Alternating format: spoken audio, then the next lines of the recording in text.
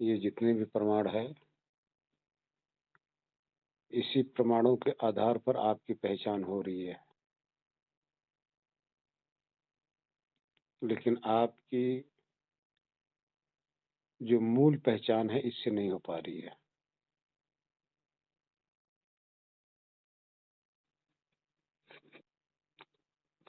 फिर भी जब अंदर चलते हैं, तो आज का विषय यही था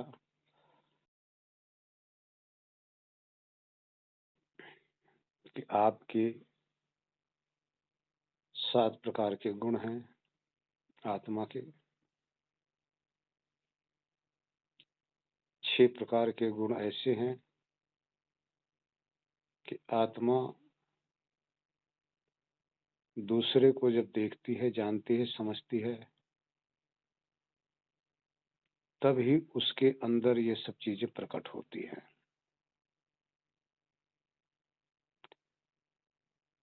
यदि दूसरा कोई पदार्थ ना हो, तो ये 6 प्रकार की कला, 6 प्रकार के उसके गुण उसमें समाहित रहेंगे। लेकिन प्रकट नहीं रहेंगे, ध्यान रखना। प्रकट तो तब होते हैं जब सामने कोई चीज हो, अर्थात आत्मा के सिवा दूसरा कुछ हो। जब दूसरा कुछ नहीं रहेगा,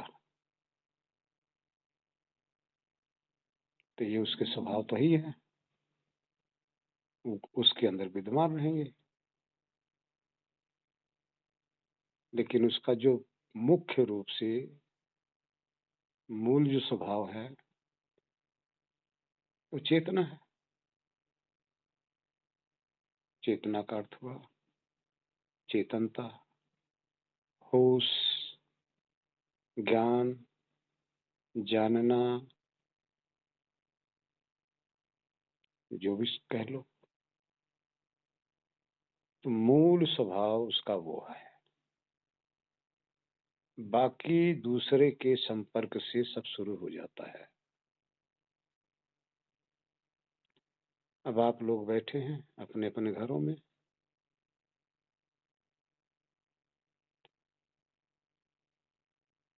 जब आप लोग मोबाइल पे सभी भाई बहन जुड़ते हैं, तो आपके अंदर से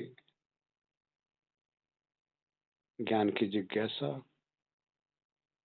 अपने अपने ज्ञान प्रकट करने की चेष्टाएं, ये सब निकलती है ना। अब कोई भी ना हो तो ये नहीं निकलेगी ना। लेकिन है तो आपका ही, निकालते तो आप ही हो और समझते भी आप ही हो। यही आप मूल तत्व हो। दूसरे के संग लगने के कारण से ज्ञान तो आपका है ही है। अनंत ज्ञान आप में छिपा हुआ है, और अनंत ज्ञान बाहर का भी है।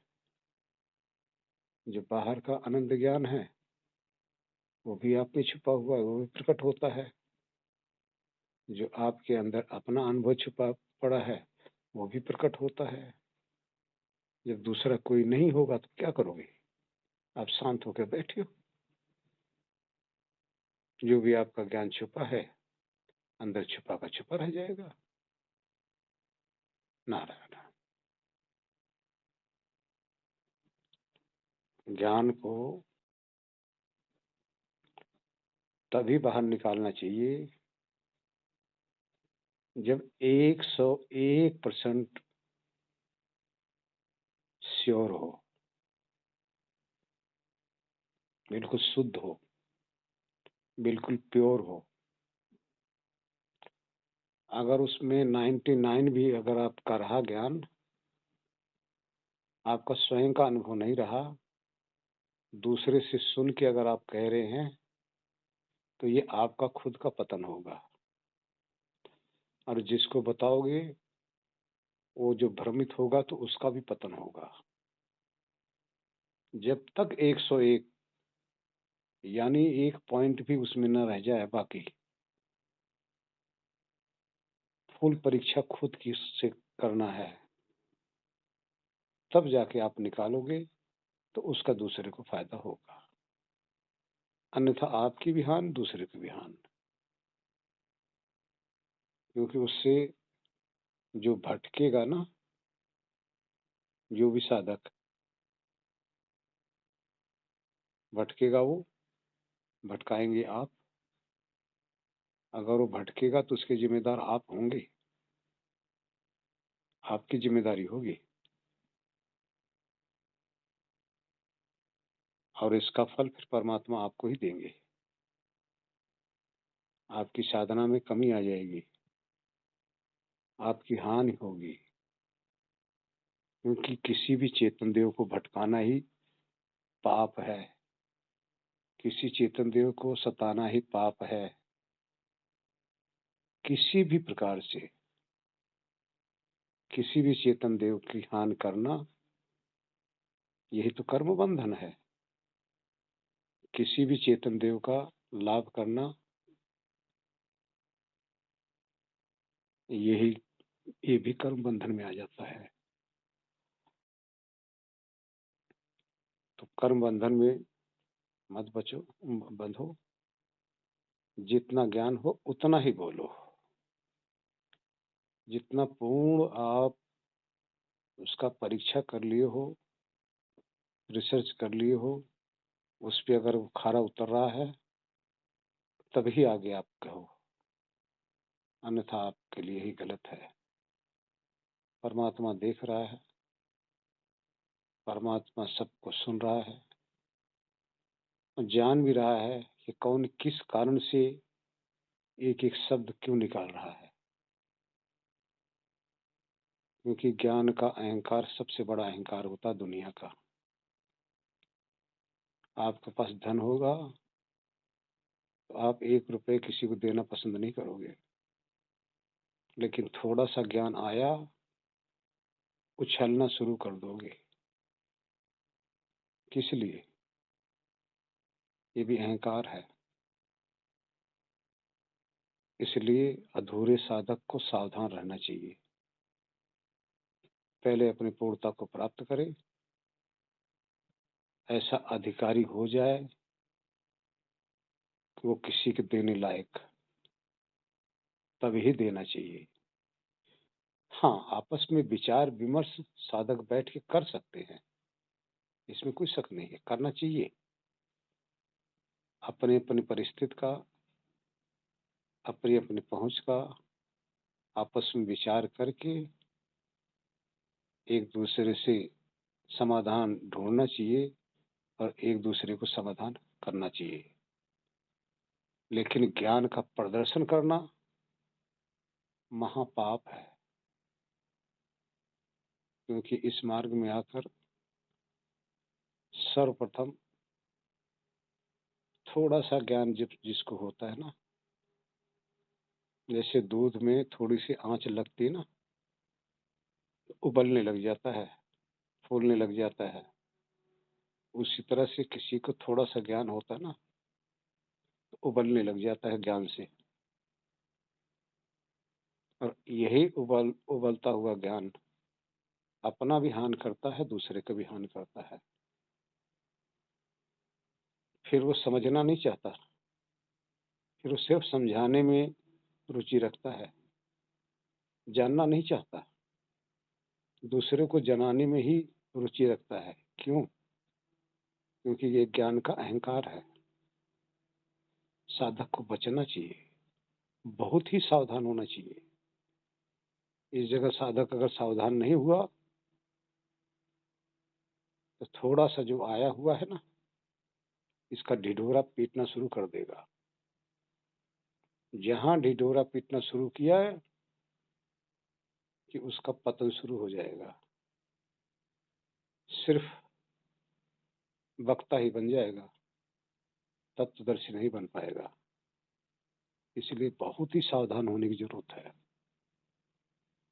ज्ञान देने का सिर्फ़ उसी को अधिकार है,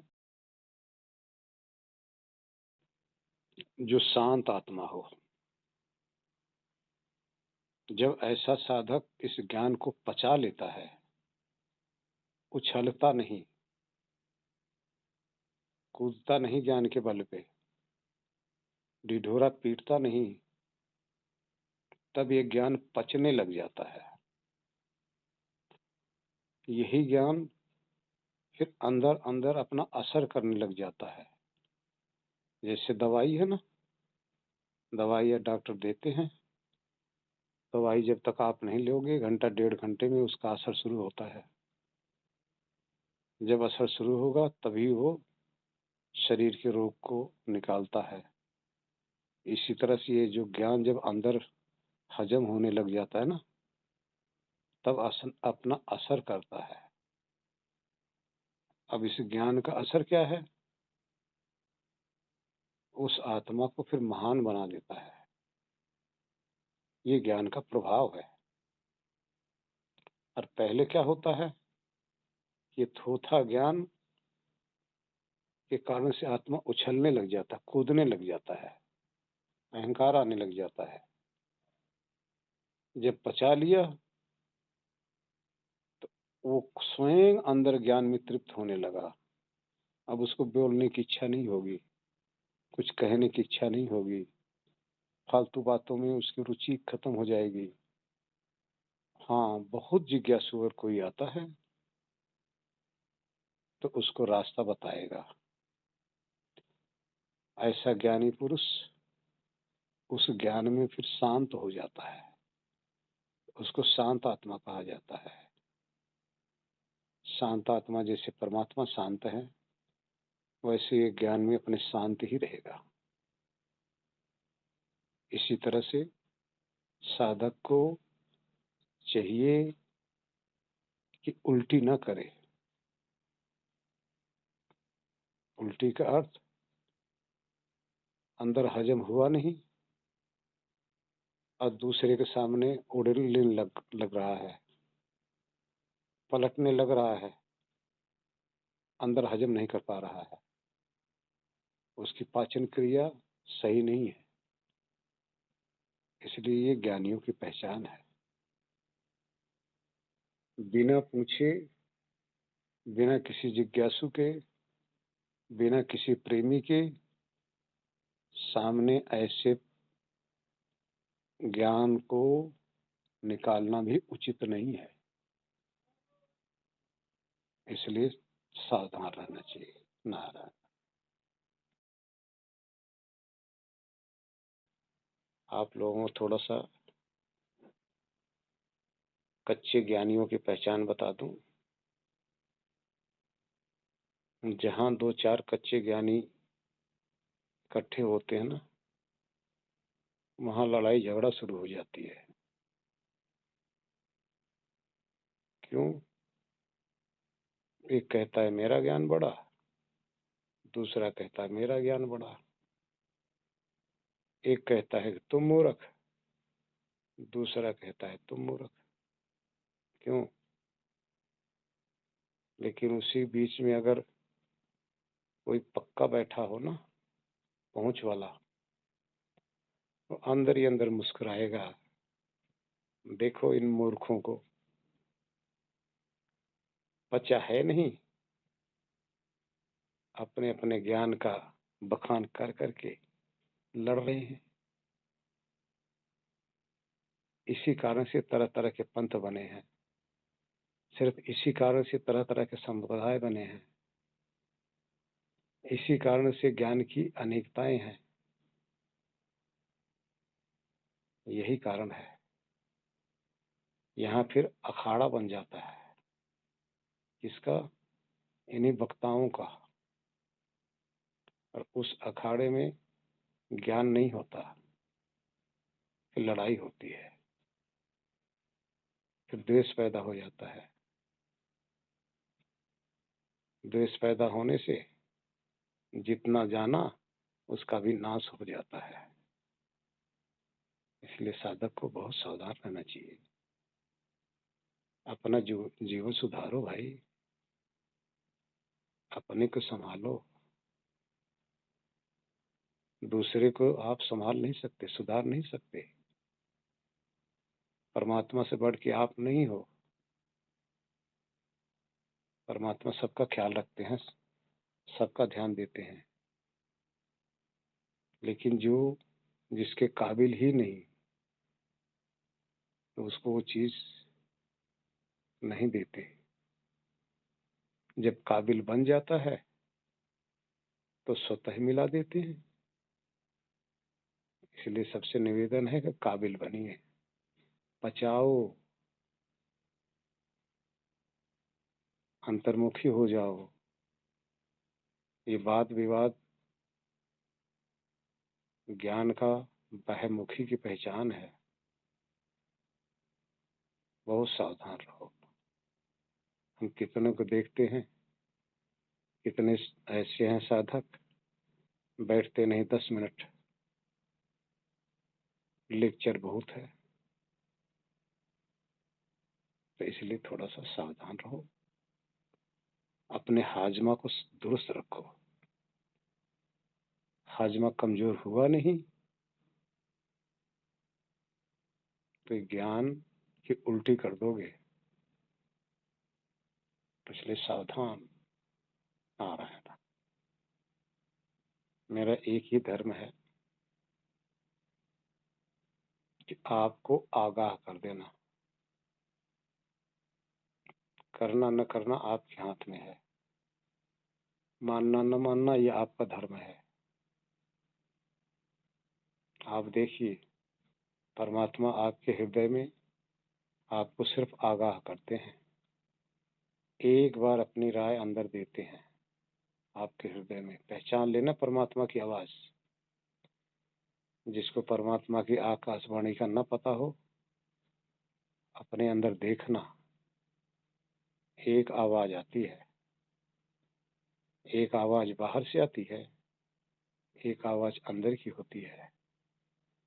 बाहर की आवाज जो होती है मन के साथ लगकर चेतना का राग है। ये बाहर विषयों में भटकाने के लिए, प्रेरित होने के लिए उसका राग है। और जो अंदर से आवाज आती है 1001% सत्य होता है, जिसका रिजल्ट आत्मा के लिए बहुत सुखदायी होता है।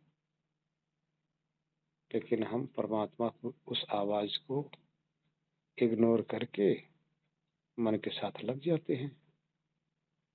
इसलिए आप लोगों की अपनी इच्छा है। आगाह करना परमात्मा का धर्म है, होशियार करना हमारा भी धर्म है, क्योंकि आप लोग हमारे सानिध्य में हैं। कल को ये न कह दे भाई इसने ये मुझे नहीं बताया, जो ज्ञात है वो बता दे रहा हूँ। नारायण जी। गीता में भगवान श्री कृष्ण अर्जुन को ज्ञान दे रहे थे कि अर्जुन, अभ्यास और वैराग्य के द्वारा ये मन कंट्रोल होता है, बस में आता है। तो अर्जुन यहाँ कह रहे हैं, हे प्रभु, मेरे में इतनी क्षमता है, मैं इतना ताकत है मेरे में कि इस हवा की गठरी तो बांध सकता हूँ मैं। हवा की गठरी बांध सकता हूँ, आकाश के टुकड़े कर सकता हूँ। लेकिन ये जो मन है ना, इसको बस में करना मेरे लिए बहुत कठिन हो रहा है। ये मेरे बस में नहीं हो रहा है। तो यहाँ कृष्ण उपदेश देते हैं, हे कौन्तेय, तेरी बात बिल्कुल सच है। मन को बस में करना इतना सहज नहीं है। अब देखिए, कौन्तेय शब्द कह रहे हैं। कौन्तेय का अर्थ ये हुआ कि जो कोई माइक लाल होगा ना, वही इस मन को बस में कर पाएगा, अन्यथा नपुंसक लोग के बस की बात नहीं है। जो कोई हिम्मत वाला होगा, जो वाकई अध्यात्म की तरफ जाना चाहता है, वही इस मन को बस में कर सकता है। तो आगे इसकी विधि बता रहे हैं लेख। सच कठिन है, इस मन को बस में करना मेरे को बस में करने के बराबर है, क्योंकि इंद्रियों का राजा मन मैं हूं, अर्थात परमात्मा ईश्वर। इंद्रियों का राजा मन ईश्वर के तुल्य है, बहुत शक्तिशाली है, बहुत चंचल है, बहुत कठिन है। लेकिन विवेक, वैराग और अभ्यास, उसमें सिर्फ अभ्यास और वैराग बताया गया है। गीता के अंदर सिर्फ अभ्यास और वैराग बताया गया है, लेकिन हमारी दृष्टि में हम एक और जोड़ते हैं, विवेक। बिना विवेक के न तो अभ्यास हो सकता है, न वैराग हो सकता है। इसलिए विवेक पहले लो। विवेक किससे लो? अपने अपने गुरु से जाके लो। इस मन को कैसे बस में करूं? तब यहाँ बात आती है, वेद के अंदर आया है, इस मन को मेरे साथ लगा दे, ये मेरी चीज है, मेरी ही शक्ति है, इसको मेरे में लगा दे, अपने आप बस में हो जाएगा। मेरे में लगाने का अर्थ हुआ मन से हमेशा परमात्मा के ख्याल में लगा दो मन को। उसके बाद में मन की पहुंच वहां है ही नहीं। अब यहाँ विचार करो, मन की पहुंच परमात्मा तक है ही नहीं। मन से परमात्मा को विचार करो, यह अभ्यास हो गया। परमात्मा में लगाना, परमात्मा को जानना, ये विवेक हो गया। और सब जगह से हटा कर रखना, ये अभ्यास हो गया। सॉरी, ये वैराग हो गया। सब जगह से हटाओ, यही वैराग है। परमात्मा में लगाओ, ये अभ्यास करना है। परमात्मा को जान लो, ये विवेक हो गया। आपसे सीधा नहीं लगता, थोड़ा टेढ़े लगा दो। टेढ़े कैसे? परमात्मा का स्वरूप आपको याद नहीं रहता, कोई बात नहीं, परमात्मा के नाम में लगा दो ना। आप हमेशा वाणी से नाम जपते रहो। नाम जब जपते रहोगे, मन भी वाणी के साथ लगा रहेगा। आप आधा घंटा जप के देख लो, जप करके देख लो भगवान का नाम, वाणी से ही। मन नाम की कोई चीज आपके सामने नजर ही नहीं आएगी। इसलिए अभ्यास, वैराग, विवेक के द्वारा ये मन बस में आता है, ये कृष्ण जी कह रहे हैं। इसी तरह से मन को बस में किया जाता है। मन के बस में आने की पहचान क्या है? कैसे परीक्षा करेंगे कि मन हमारे बस में आ गया? इसकी ये पहचान है कि इसको जो काम आप दे दोगे, बस उसी में निमग्न रहे, दूसरे में न भागे। अभी क्या होता है, काम तो देते हो परमात्मा को याद करने के लिए, और भागता कहाँ है? विषयों विकारों में। तो विषय विकारों से हट जाए, परमात्मा की याद में निमग्न होने लग जाओ, तो ये आपके वश में आ गया।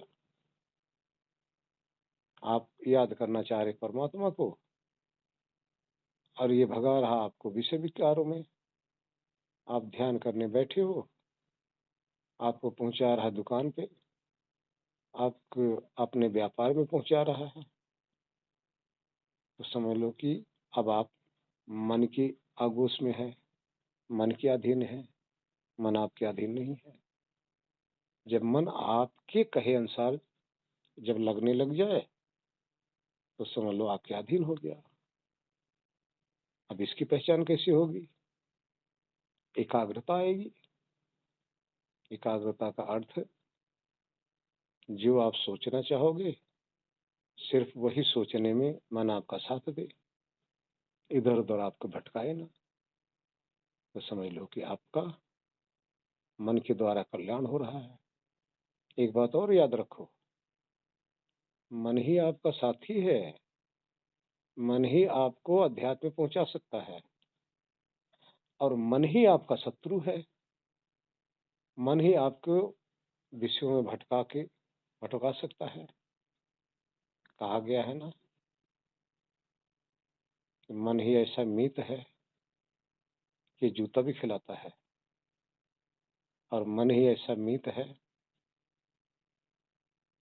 सब जगह आपके हाथ जोड़ने वाले, आपकी पूजा करने वाले भी विद्यमान होंगे। किसके द्वारा? मन के द्वारा। जिसने मन के अपने कंट्रोल में कर लिया वो पूजा करवाता है, और जिसने मन को अपने कंट्रोल नहीं किया, लड़ाई झगड़ा तू मैं करके सब जगह लड़ता रहता है, पिटता रहता है, जूता खाता रहता है। इसलिए मन को कंट्रोल करो। मन के कारण से ही अनेकता दिखती है। सबके मन में अलग अलग भावनाएं, विचारधाराएं, चिंतन चल रही होती है, एक जैसा किसी में नहीं। इसीलिए एक जैसा दुनिया में कोई भी प्राणी एक जैसा सुखी या एक जैसा धनवान या एक जैसा ज्ञानवान नहीं पाया जाता है। उसका कारण ये मन है। इस मन को मार लो, मन को कंट्रोल कर लो, विषय विकारों से हटा लो। आत्मा को जानना चाहते हो तो आत्मा में लगा दो, परमात्मा को जानना चाहते हो तो परमात्मा में लगा दो। ये आपके विवेक के ऊपर बात है। नारायण। अब आप यूं लो, आपके सामने कोई प्राणी कई तरह के बैठे हों। एक इंसान को देखकर उससे आपको खुशी हो रही है, और एक वहीं बगल में ऐसा बैठा हुआ है जिसको देख के आपको दुख हो रहा है। एक वहीं और बैठा हुआ है जिससे न लेना न देना, न सुख न दुख। ये कारण क्या है? एक ने आपको कभी उल्टा सीधा बोल दिया है तो उसको देखकर आपको क्लेश हो रहा है, और एक ने आपको प्रेम से दो बातें बोल दिया है, आपकी हाँ में हाँ मिला लिया है, उसको देखकर आप खुश हो रहे हो। अगर वो दोनों ना हो तो आपके खुशी और दुख होने का क्या रीजन है? कुछ नहीं, तो है ही नहीं हो। लेकिन हो तो रहे हो आप ही। ये काम तो चेतना का ही है ना। चेतना के सामने कुछ ना हो तो दुखी सुखी काहे का? चेतना के सामने कुछ ना हो तो राग द्वेष काहे का? चेतना के सामने कुछ ना हो तो इच्छा काहे का? चेतना के सामने कुछ ना हो तो उसको पाने का प्रयत्न काहे का? इसको यूं कह लो, संग दोष हो गया, ये कहा जा सकता है। इस संग करने के कारण से ये दोष, ये दूषित हुआ है, अन्यथा उसमें ये चीज है ही नहीं। तो ये कारण है। अब देखिए, मन की बात आई। मन में अगर विचार आएगा, अच्छा विचार आएगा, मन के अंदर मान लो परमात्मा की तस्वीर आ गई, जो भी हो जानता हो, जिसको भी मानता हो, मान लो गुरु की तस्वीर आ गई, वो तो मन में है। बताओ, उसको देख कौन रहा है? चेतना। अब चेतना गुरु की तस्वीर देख के जहां से उसने ज्ञान लिया है, चेतना के अंदर गुरु के प्रति श्रद्धा या राग प्रकट हो रही ना, है तो मन में। इसमें मन का क्या रोल है? मन का रोल तो सिर्फ इतना ही है, वो पिक्चर दिखा रहा है बस। अब पिक्चर को देख कौन रहा है? देखने वाला तो चेतना है, जानने वाला तो चेतना है। मन में अनुकूलता प्रतिकूलता का कोई ज्ञान होता ही नहीं। मन में अनुकूलता प्रतिकूलता कुछ होती नहीं। अनुकूलता और प्रतिकूलता एक चेतन का विषय है, और जो अनुकूलता लगी है ये चेतन को बोध है, जो प्रतिकूलता लगी है ये भी चेतन को बोध है। इसमें न बुद्धि का मतलब है न मन का मतलब है, और दोनों में सिर्फ इतना मतलब है, मन ने चित्र दिखा दिया और बुद्धि ने स्मृति करा दिया कि तेरा गुरु है, बुद्धि ने स्मृति करा दिया कि तेरा शत्रु है। अब इसकी छाप, इसका जो अनुभव, वो तो चेतना को हो रहा है ना, तो चेतना दुखी सुखी हो रहा है। नारायण। जी, देखिए देखिए, पहले अपनी स्थिति को पहचानिए आप। देखिए, आत्मा को पूर्ण रूप से बिना पहचाने समझ नहीं आता। यही छोटे-छोटे नुक्ते हैं जो स्वयं को जानने में विघ्न पैदा करते हैं। आपके द्वारा क्या-क्या हो रहा है, घटाओ अपने आप से, मैं बता रहा हूँ। सब कोई अपनी-अपनी स्थिति को घटाओ। बाहर की कोई भी वस्तु, प्राणी, पदार्थ, खाने की, पहनने की, कोई भी साधन आप देखते हैं, तो आपके अंदर एक खिंचाव होता है या नहीं होता? सब कोई अपना-अपना बताओ, होता है या नहीं होता? कितनी बुराइयां आप लोगों में है और कितनी अच्छाइयां भी है। आप लोग अपनी बुराइयों का तो ध्यान देते नहीं हो, बस अच्छाइयों का ढिढोरा पीटते हो। किसी भी चीज को देखकर आत्मा में क्या होता है, एक विशेष रुझान होता है। विशेष रुझान का अर्थ होता है उस वस्तु को देखकर, उस पुरुष को देखकर, उस स्त्री को देखकर, कपड़े को देखकर, किसी के मकान को देखकर, इतना तक आपने बर्तन तक को देखकर, चद्दर बिस्तर को भी देखकर, किसी के घर को देखकर, किसी के पहनावा को देखकर एक रुझान होता है। विशेष रुझान तब होता है जब उस चीज की प्राप्ति करने की आपके अंदर जिज्ञासा हो, आपको प्रिय लगे, तो उसमें विशेष रुझान होता है। इस विशेष रुझान के कारण से अब आत्मा उसको पाने के लिए तत्पर हो जाता है। ठीक है? वो जो विशेष रुझान है ये आपकी आसक्ति है। ये आसक्ति आपके कर्म का कारण बन गई।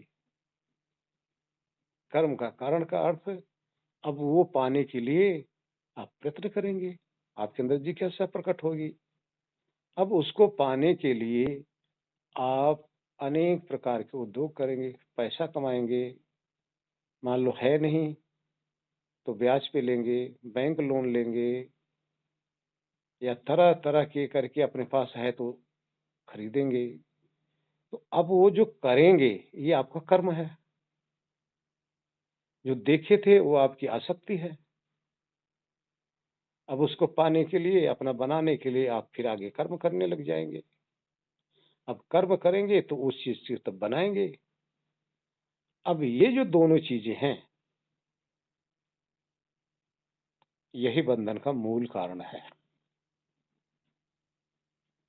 वो जो आसक्ति हुई, जो रुझान हुआ, ये आपका भोग है। यानी उस पदार्थ की भोगने की चाहत आत्मा में प्रकट हो गई कि ऐसे मैं भी प्राप्त कर लूं, मैं भी बना लूं। ये भोग की चाहत है, और भोग ही सब रोग का कारण हो गया। अब जब भोग की चाहना हुई तब उसके लिए कर्म करने लगे।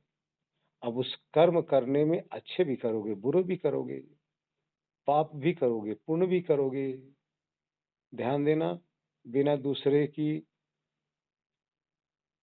के द्वारा आपके पास धन आएगा ही नहीं, क्योंकि धन तो सब जगह घूमता रहता है, हर हर एक हाथ में। ये पैसा, ये जो धन है, ऐसी वेश्या है किसी के पास आज तक टिकी नहीं, टिकती भी नहीं। ये हर हाथों में, अभी उधर गई, अभी उधर गई, फिर थोड़ी देर बाद उधर उधर गई। अब सरोज जी के पास दुकान पे कोई आया सामान लेने के लिए, वो कहीं से लेके आया है, और सरोज जी ने इकट्ठा किया, अपना सामान बेचा और आगे मटेरियल वाले को पकड़ा दिया, वो आगे चला गया। ये किसी के पास टिकी? अब इसमें हो रहा है कर्म। अब ये भोग और कर्म, ये मुख्य कारण है बंधन का। इसी से आत्मा बनती है। अगर आप इसके दृष्टा हो जाओ, भोग और कर्म दोनों को त्याग दो, आप बस सिर्फ देखते रहो, ना आपको इससे मतलब है, ना करना है, ना आपको चाहिए, तो आप देखेंगे ये जो भोग है ना, आपके अंदर से हट जाएगा। जो आपके अंदर जो चाहना है वो हट जाएगी। आपने विवेक के द्वारा समझा दिया, कौन कूड़े कचरे में पड़े, भाई मैं तो सादा सादा सिंपल खाने वाला। सिंपल के विचार किए, सादगी का विचार किए, कि आसक्ति आपकी गई। आसक्ति गई तो कर्म काहे के करोगे, भाई जितना है उसी में गुजारा कर लो। तो अब ये हो गया दृष्टा भाव। दृष्टा भाव का अर्थ है दृश्य है, हमें कोई मतलब नहीं। यानी बाजार से गुजरो, उसके तलबगार मत बनिए। मेरी बात समझ रहे हैं ना? तलबगार उसके मत बनिए। बाजार में सामान लगा हुआ है, बहुत सी चीजें लगी हुई हैं, आप बाजार से गुजरते जाओ, खरीदार तो हो नहीं। अगर खरीदार हो तो फंसोगे, और तलबगार होगे तभी खरीदार बनोगे। बाजार लगी है, बाजार से गुजरते जाओ, आप दृष्टा रहो, कहाँ भी ये चीज है, ये चीज है, फला चीज है, फला चीज है, मेरा कोई इससे संबंध नहीं है। ये है जी दृष्टा भाव। आगे आइए। अब साक्षी उससे ऊपर है। साक्षी का अर्थ हो गया, आप अपने आत्मा को भी, अर्थात आप स्वयं को समझते रहो कि मैं तो आत्मा हूं, मैं तो चेतना हूं, मेरे लिए तो कोई चीज किसी काम की है नहीं, ये तो देह के लिए, मुझे चाहिए भी नहीं। आसक्ति मन के द्वारा होती है, हमें चाहिए नहीं। अगर ऐसे आप उदासीन हो जाएंगे तो ये साक्षी भाव आ गया। साक्षी भाव में आत्मा का भी ज्ञान रहता है, और बाहर जो हो रहा है उसका भी ज्ञान बना रहता है। और दृष्टा में बाहर से अनासक्त भाव होता है, और भोक्ता के अंदर खूब आसक्ति होती है, जिसके अंदर घुस घुस कर उसमें मजा लेना चाहता है, और फिर कर्ता खूब परिश्रम करके उसको इकट्ठा करना चाहता है। तो भोक्ता और कर्ता ये बंधन का कारण है। इसके अलावा कोई भी आत्मा का बंधन का कोई कारण नहीं। दृष्टा बंधन का कारण नहीं, साक्षी बंधन का कारण नहीं। इसलिए कर्ता भोक्ता से बचो। नारायण। यहाँ आप गलत समझे हैं। मन अपने आप कुछ नहीं उठाता। मन एक जड़ पदार्थ है।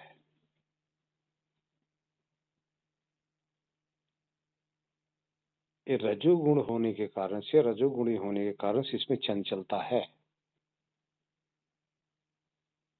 चंचलता इसका स्वभाव है, परिवर्तन इसका स्वभाव है। आप देखेंगे तो तरह तरह के इसके अंदर, ये आप 30 सेकंड देखने लग जाओ, इसमें कितने विचार की चेंजिंग होती है। ये रजोगुण है, ये उठाता नहीं। इसमें सब चल रहा है, ये सारे सीन चल रहे हैं। इन असंख्य सीनों में से एक सीन को चेतना पकड़ लेता है, जिससे रागित होता है, तो उसके अनुसार ये आगे ऑर्डर दे देता है। तब मन इंद्रियों को ऑर्डर देता है, फिर कार्य शुरू हो जाता है। चाहत चेतन की होती, यहाँ गौर कर लेना, चाहत जड़ में नहीं होती। चेतन की चाहत से ही ये सारे कर्म करते हैं। चेतन की चाहत ना हो, कोई कर्म नहीं होता। आप बैठ जाओ, इस मन को देखने लग जाओ, बस इतना देखो इसमें विचार कहाँ से उठ रहा है। आप 5-7 मिनट देखेंगे तो विचार उठना बंद हो जाएगा, क्योंकि विचार स्वतः नहीं उठ रहा है। आत्मा अति सूक्ष्म होने के कारण से विचार आत्मा ही उठाता है और विचार मन में उठता है, और ये अपने आप को समझ नहीं पा रहा है। ये सोचता है कि मन में विचार उठ रहा है, लेकिन विचार खुद उठाते हो आप, और आपके उठाने से विचार उठता है। आप देखने लग जाओ, विचार बंद हो जाएगा। आदत तो आपकी बिगड़ी हुई है ना, इसकी कहाँ बिगड़ी भाई? ये तो यंत्र है।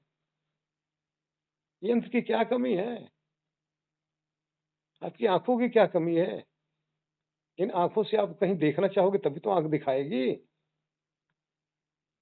आंख का काम ये नहीं है। आंख का काम है, रूप सामने है, जिस पे आप चाहेंगे, आत्मा चाहेगी, उस पे जाकर ये दृष्टि टिक जाती है। अन्यथा ये सरसरी तौर पे चल रही है और किसी पे टिकती नहीं। लेकिन जब चेतना जिस पे आसक्त हो जाती है, उस पे जाके ये नेत्र रूपी दृष्टि टिक जाती है। जब टिक जाती है तो आत्मा अंदर से उसको देख देख के रागित होने लग जाता है, और मन अपने क्रिया करने लग जाता है, संस्कार बनाने लग जाता है। तो आंख की क्या गलती है? चलो, आंख को मत मानो। मैं एक एग्जांपल और देता हूँ। आंख पे आपने चश्मा लगा लिया है, जिसके चश्मा लगे हुए हैं। अब चश्मा, अगर आप आंख की आंख आपकी अगर धुंधली हो गई है, तो चश्मा क्या कर रहा है? आपकी रोशनी बढ़ा दिया ना, रेटिना की रोशनी बढ़ा दिया, आपको दृश्य दिखाई देने लगा। अब वो दृश्य किसके द्वारा दिखाई दे रहा है? कांच के द्वारा ना, जो चश्मे में ग्लास लगा है उसके द्वारा ना। अब आप बताइए, आप किसी दृश्य को देखकर रागित हो रहे हैं, तो ये आपके चश्मे की गलती है या और किसी की गलती है? इसमें आप बताइए। पकड़िए सब कोई, कहीं ना कहीं तो गलती है। चश्मा बेचारा क्या करे? वो तो कांच है। इसी तरह मन भी कांच की तरह है। फर्क इतना है, मन में रजोगुण होने के कारण से चंचलता है, सतोगुण होने के कारण से विवेकी है, तमोगुण के कारण से अज्ञानता है। नहीं, चेतना खास हो गई। इस चेतना को जैसा जैसा विवेक होगा, वैसा ही वैसा इन गुणों को परिवर्तित कर लेगा। चेतना अविवेकी के कारण से विवेक की तरफ लगा नहीं पा रहा है। तो इसमें अविवेकी चेतना है, आत्मा है। किससे अविवेकी है? स्वयं तो ज्ञान स्वरूप है। यहाँ गौर कर लेना, स्वयं ज्ञान स्वरूप है, लेकिन जिसमें लग रहा है उसके प्रति उसको विवेक नहीं है, अच्छे बुरे की उसकी पहचान नहीं है, इसको अविवेक कहा जा रहा है। दूसरे के प्रति अविवेक है, अपने प्रति वो तो ज्ञान स्वरूप है ही है। यहाँ बात आती है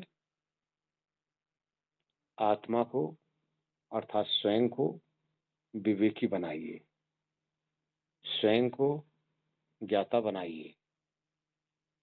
स्वयं के अगर विवेकी हो जाएंगे, ये सब ऑटोमेटिक ही सही मार्ग पे चलने लग जाएगा। मन भी, बुद्धि भी, इंद्रियां भी, शरीर भी, सब सही दिशा में चल जाएंगी। अभी आत्मा के अविवेक के कारण से सबकी दिशा बिगड़ी हुई है। ये बिगड़ी दशा, सारी दिशाएं सबकी जो हैं, ये आत्मा के अज्ञानता के कारण से होता है। बताया ना पहले, आग जल रही हो, वहीं सांप हो या सांप का बच्चा हो, छोटा सा बच्चा आपका खेल रहा हो, वो क्या करेगा? उसको पता नहीं है कि आग में अक्सर जल जाएंगे। उसको पता नहीं सांप बिच्छू पकड़ने से क्या होता है। तो अविवेक है ना। अविवेक के कारण से आग में भी हाथ डाल देता है। अविवेक के कारण से कुछ भी पकड़ लेता है। हमने देखा, एक अविवेक कारण से एक बच्चा छोटा सा उठा के, एक मेढक था उसको मुख में डाल के खाने लग गया। अविवेक के कारण से मैं और क्या बताऊं, एक बच्चा, ये ये आपके इसमें 2 पिन पे लगा हुआ था बिजली के, ये आपका होता है ना गुड नाइट का वो लिक्विड, वो उठा के पी गया। मैं अपना ही अपने पोते की बात बता रहा हूँ। तो ये अविवेक के कारण से। इसी तरह से आत्मा को विवेक चाहिए, उसको विवेकी बनाइए ज्ञान के द्वारा। माँ जो ज्ञान के द्वारा, ये सारा ज्ञान है, इसके द्वारा आत्मा विवेकी बनेगा। बुद्धि विवेकी नहीं बनेगी, मन विवेकी नहीं बनेगा, आपकी इंद्रियां विवेकी नहीं बनेगी। विवेक स्वरूप तो चेतना है, चेतना के अंदर ये सब भर दो, ये ज्ञान चेतना में भर दो, चेतना ही ज्ञानी होगा। जब जितना ज्ञानी होगा, उतना वो सही दिशा में अपने इन इंद्रियों को चलाएगा, और जितना अज्ञानी होगा, उतना ही इन इंद्रियों के गलत दिशा में चलाएगा। इसलिए आत्मा ही ज्ञान स्वरूप होता है, आत्मा को ही ज्ञान होता है, आत्मा को ही अनुभव होता है, सबका मूल आप ही हैं। कभी कभी आप कहते हैं मेरे मन में ऐसा हो रहा है, मेरे मन में ऐसा विचार आ रहा है। नहीं, आप ही इन विचार को देख रहे हो, आप अपनी अज्ञानता को। कभी कहते हो कि आज मेरा मन नहीं कर रहा ध्यान करने का। अरे मूर्खता क्यों कर रहे हो, आलस क्यों कर रहे हो, आप अपनी गलती को मन के ऊपर क्यों डाल रहे हो। तो हम ऐसी ऐसी गलतियां करते हैं, करते हम हैं, टाल देते हैं दूसरे के ऊपर। इसलिए आत्मा को विवेकी बनाइए, जितना विवेकी होगा उतना बदलाव देखिए, चेंजिंग हो जाएगा, बिल्कुल बिल्कुल बदल जाएगा। उसका चाल चलन, रहन सहन, बोल भाषा सब कुछ बदल जाएगा। किससे? विवेक के द्वारा, ज्ञान के द्वारा। नारायण। नहीं, देखिए, किसी भी चेतन जीव की, यानी देहधारी आत्मा की, किसी भी प्रकार की सेवा हो, किसी भी प्रकार की, जिस सेवा से उसका भला हो रहा हो, उसमें प्रसन्नता आ रही है, उसको सुख हो रहा है, इसी को कहते हैं पुण्य कर्म, इसी को शुभ कर्म कहते हैं। और आपकी किसी भी चीज से, किसी भी चेतन, किसी भी आत्मा का, आप चींटी का भी ले लो, अगर चींटी भी आपसे दुखी हो रही है तो आप पाप के भागी हो रहे हैं। चींटी को एक चुटकी आटा डाल दे रहे हैं तो आप सुख के भागी हो रहे हैं। किसी भी जीव को, मैं ये नहीं कह रहा हूं कि कौन से, एनी वे, किसी भी जीव को अगर आप सुख पहुंचा रहे हैं तो ये बहुत अच्छी बात है। ये आप उस जीव को नहीं पहुंचा रहे हैं, ये आप परमात्मा की सेवा कर रहे हैं। ध्यान देना, नर सेवा नारायण सेवा है, तो यही तो करना होता है। तो इसीलिए तो हमें संसार में जन्म मिला है, इन्हीं के द्वारा हमें भी कुछ मिलेगा और हमारे द्वारा इनको कुछ मिलेगा। सेवा करना बहुत अच्छी बात है, लेकिन यहाँ एक चीज पे सावधान रहना,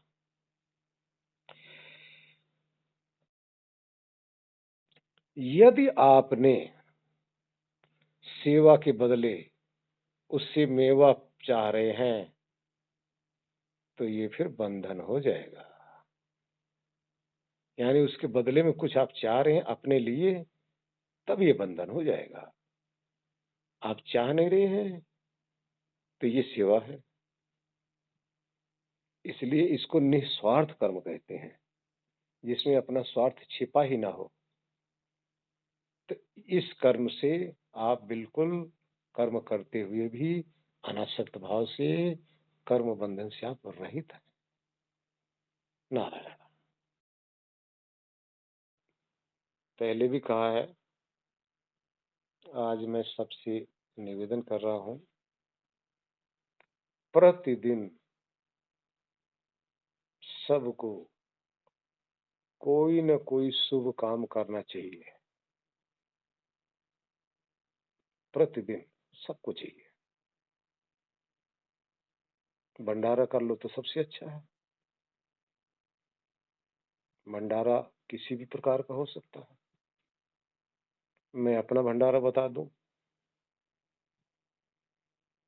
आप 10-20 ग्राम आटा ही ले लो। भंडारा कैसे किया जाता है? यथाशक्ति 10 ग्राम आटा ले लो, 2 चुटकी आटा ले लो। आप कहीं निकल जाओ, उस आटा को लेकर कहीं देखो चींटियां चल रही हैं, वहां आप आटे को डाल दो, हो गया भंडारा। कितने जीव को आपने खिला दिया और कितना पुण्य आपने पाया। आपने परमात्मा की सेवा कर ली है ना। कितने मजे की बात है। आपने 150 ग्राम अन्न ले लिया, मक्के ज्वार बाजरा आदि। कहीं आप जा रहे हैं, पक्षियों को थोड़ा सा फेंक दिए, जहाँ पक्षी रह रही हो किसी की छत पे आपने डाल दिया, अपनी छत पे डाल दिया, या और कहीं भी जहाँ पार्क वगैरह हो, और वहां सैकड़ों पक्षी आकर अपना पेट भरेंगे। हो गया भंडारा ना। कितना पुण्य मिलेगा। आपने परमात्मा की सेवा कर लिया, इधर आत्मा की सेवा कर लिया, आपने सैकड़ों पुण्य यहाँ कमा लिया। चींटियों को खिलाया, वहां भी सैकड़ों पुण्य। एक मुट्ठी अन्न फेंक दिया, पक्षी खाए, इससे भी सैकड़ों का पुण्य। आपने कुछ भी नहीं, एक रोटी गाय को पकड़ा दिए, ये भी पुण्य हो गया। कहीं कुत्ते बैठे हैं, 2-4 बिस्किट डाल लिया है, कुछ भी दे दिए। कोई जरूरी नहीं है कि अच्छी अच्छी चीजें आप पैसे ज्यादा खर्चा करो, आप दे दिए, हो गया पुण्य। इस तरह से कुछ न कुछ कार्य जरूर करना चाहिए, रोज करना चाहिए। तो आप देखो, आपके मन के अंदर, आत्मा के अंदर, आप 2 चुटकी आटा ही डाल के आओ। डाल के आने के बाद आप बैठ जाओ। आप अपने हृदय में देखिए, आपके अंदर कितनी प्रसन्नता होगी। ये सब आपके अध्यात्म में सहायक हो जाएंगे, आपके हृदय को कोमल कर देंगे, आपके अंदर प्यार भर देंगे। इसलिए चेतन की सेवा ही हमारा लक्ष्य है, जितना हो सकता है। धन से, तन से, वाणी से, किसी भी प्रकार से, जैसे भी करो, ये पुण्य रोज कमाओ ना। यहाँ सबसे अनिवार्य है कि आप लोग हमारी भी सेवा करो। करेंगे? पहले वचन दो सबको ही। बस आप ही अकेले? अच्छा। हमारी अब हमारी जी, हमारी सेवा यही है कि आप लोग खूब साधना करो। ये हमारी सेवा है। जो आप लोग हमारे से ये ले रहे हो, विधि सीख रहे हो, ये विवेक आप अर्जन कर रहे हो, इसका उपयोग करो। ऐसा नहीं कि यहाँ से सुन के और फिर भूल गए, तो समझ लो कि आप लोग हमारा अनादर कर रहे हो, हमारी बेइज्जती कर रहे हो। हमारी सेवा यही है कि इसको लेके इसको अपने काम में लाइए, हमें भी खुशी होगी। यही हमारी सेवा है जी। आप लोगों में ब्राह्मण कौन कौन है जो जनेऊ पहना हो? जो जनेऊ पहना हो बता दो भाई। इस संसार में कोई भी बच्चा जब जन्म लेता है, वो 3 ऋण को पूर्ण करने के लिए उसको जन्म मिलता है। 3 ऋण क्या है? यानी कर्जा, 3 प्रकार का कर्जा लेके आता है और वो यहाँ चुकाता है। प्रथम कर्जा होता है पितृ ऋण। पितृ ऋण आप लोग सुने ही होंगे, पितृ ऋण कुछ होता है। पितृ ऋण का अर्थ होता है कि जैसे जैसे आपके माता-पिता आपको पैदा किए हैं, आपको पाले हैं, आपकी ब्याह-शादी किए हैं, आपको इस काबिल बनाए हैं, तो आपका फर्ज होता है कि ये पितृ ऋण से आप ऊऋण होंगे। इसका अर्थ होता है कि आप भी संतान पैदा करेंगे। आप भी किसी की संतान थीं। आप भी संतान पैदा करके उस संतान को पाल-पोस कर ब्याह-शादी करके आप उससे ऊऋण हो जाते हैं। अब इसमें कितने ऋण आप उतार रहे हैं? इससे एक तो सृष्टि चलाने में आप सहयोग कर रहे हैं। आप के द्वारा सृष्टि चल रही है। ये जो जगत चल रहा है ना, इसी तरह से एक दूसरे के द्वारा ये परमात्मा का ये सारा जगत इसी तरह से चलता है। इसमें आप सहयोग कर रहे हैं और इस सहयोग में आप अपने पितरों का भी ऋण उतार दिए, यानी माता-पिता का भी ऋण उतार दिए और साथ में परमात्मा का भी सहयोग कर लिए कि उनकी सृष्टि को चला रहे हैं आप। दूसरा ऋण होता है देव ऋण। देव ऋण का अर्थ होता है, देव ऋण का 2 अर्थ होता है। चलो उसपे हम ज़्यादा नहीं लेंगे। देव ऋण का अर्थ होता है जिस ज्ञानी पुरुष से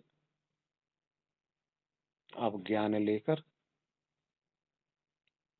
आत्मज्ञान करके, साधना करके अपने आप को पूरा हो जाओ, परिपूर्ण हो जाओ ज्ञान से, तृप्त हो जाओ और फिर ये देव ऋण क्या है? फिर इसी तरह से आप भी संतान पैदा करो। एक तो संतान वो हो गई जो आपने अपनी कोख से पैदा किया। दूसरी संतान ये हो गई जो ज्ञान के द्वारा पैदा किया। फिर ये ऋण उतारिए। इस ऋण से क्या होगा कि परमात्मा का जो ज्ञान है, आत्मा को का जो ज्ञान है, सृष्टि से आदि से लेके अब तक इसी प्रकार से चलता चला आ रहा है। ये देव ऋण हो गया। तीसरा क्या हो गया? ब्रह्म ऋण हो जाता है। ब्रह्म क्या है? ईश्वर का। ईश्वर का ऋण क्या है? ईश्वर ने सब कुछ आपको जो दिया हुआ है, सब कुछ। अब आपने क्या करना है? अब ब्रह्म ऋण कैसे ऋण करेंगे? स्वयं को ब्रह्म से समर्पित करके, उस ईश्वर को समर्पित कर दो अपने आप को। जब तक जियो, ये संन्यास आश्रम में होता है। लेकिन कोई ज़रूरी नहीं कि वस्त्र पहन के आप घर छोड़ के बाहर जाओ। आप अपने गृहस्थ में रहते हुए सन्यासी बन जाओ। सन्यासी का अर्थ किसी भी प्रकार का मोह न रहे और परमात्मा का भजन करते रहो, परमात्मा का गुणगान करते रहो और परमात्मा का विषय में सबको लगाते रहो। परमात्मा की चर्चा करते रहो, परमात्मा के बच्चों को परमात्मा की तरफ बताते रहो कि तेरा पिता वो है भाई। ये तो देही पिता है, ये सब मर जाएँगे, हम भी मर जाएँगे। वो आत्मिक पिता है, वो आत्मिक पिता है, वो आत्मा का पिता है, ये सब देह के पिता है। आत्मा को परमात्मा के साथ जोड़ते रहो, ये ब्रह्म ऋण है। ब्राह्मण लोग जनेऊ पहनते हैं, 3 धागे की होती है। शादी से पहले 3 धागे की जनेऊ पहनी जाती है। ब्राह्मणों से पूछ लेना जी, कोई ब्राह्मण बताएँगे नहीं जल्दी, उनको पता नहीं होता, जनेऊ पहन रखे हैं बस। तो 3 धागे की होती है, यज्ञोपवीत किया जाता है शादी से पहले और उनको यही कसम दिलाई जाती है कि 3 ऋण आपने ऋण करना है। लेकिन जब शादी हो जाती है, तो उन्हीं की जनेऊ अब 3 की जगह